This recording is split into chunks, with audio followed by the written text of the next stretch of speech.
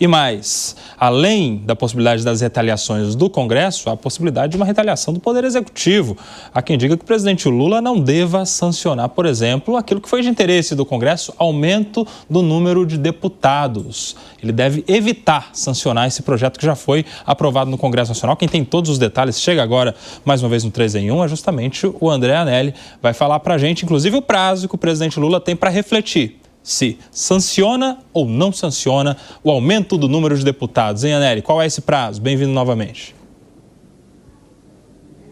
Sim, Kobayashi, 16 de julho é o prazo final para que o presidente da República se manifeste a respeito daquela medida que foi aprovada primeiro na Câmara e depois de raspão pelo número mínimo aqui no Senado. Medida essa que aumenta de 513 para 531 deputados federais, ou seja, um aumento de 18 cadeiras lá no outro parlamento. O presidente Lula tem até o dia 16, então, para se manifestar a respeito desse pedido e, aliás, dessa aprovação aqui no Congresso Nacional, e a avaliação do Palácio do Planalto é que o presidente deve evitar esse novo desgaste junto à população, uma vez que pesquisas mostram que mais de 75%, mais de 3/4 da população acaba sendo contrária, então, a essa medida que representa um aumento de gastos de pelo menos 65 milhões de reais por ano, de acordo com a própria mesa diretora da Câmara dos Deputados. São duas possibilidades, de acordo com o jornal Folha de São Paulo. A primeira delas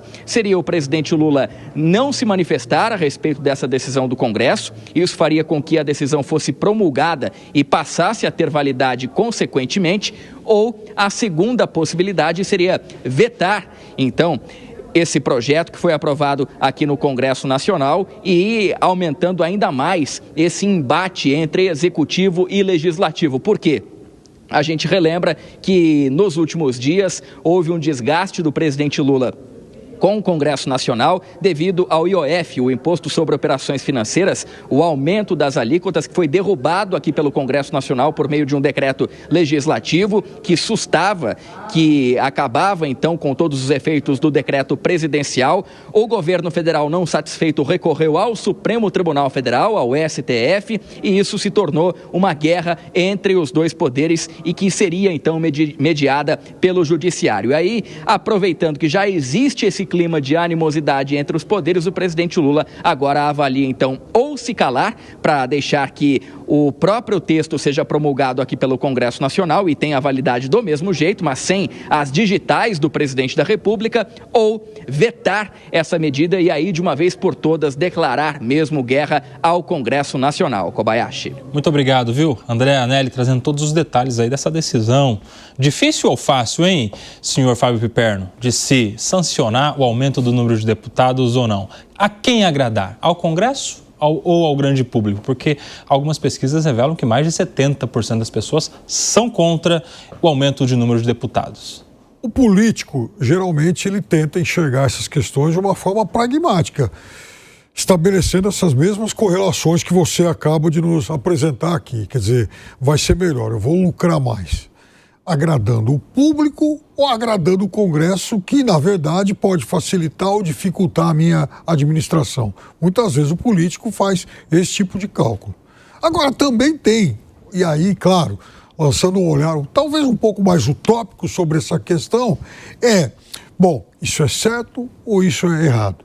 Eu acho que até como resposta a algumas decisões que o Congresso tomou, e por ser também o lado correto dessa história, o presidente deveria vetar. Mesmo que ele tenha, no curto prazo, algum ônus político. Até porque é evidente que vai ter algum tipo de retaliação, isso está no pacote, mas também o governo deveria começar a ter a noção de que ele também tem mecanismos para, enfim, não ficar na defensiva o tempo todo. Então, ele deveria vetar, arcar com o ônus de algum tipo de retaliação, é verdade. Porque, na verdade, se o governo veta essa questão, além de impedir o aumento de gastos, e nós estamos falando de um Congresso muito zeloso no discurso do corte de gastos, vide o que sempre dizem as frentes parlamentares, né? Principalmente aquelas maiores. Mas, enfim, há uma outra questão em relação a isso. O Congresso, os deputados, eles teriam que se debruçar, aí sim, para ou derrubar o veto do presidente ou então proceder à obrigatória redistribuição dessas cadeiras. Porque se existe algo que eles não podem deixar de fazer, é, de fato, ampliar a representação desses estados cujas populações aumentaram de acordo com o último censo. E isso está na lei.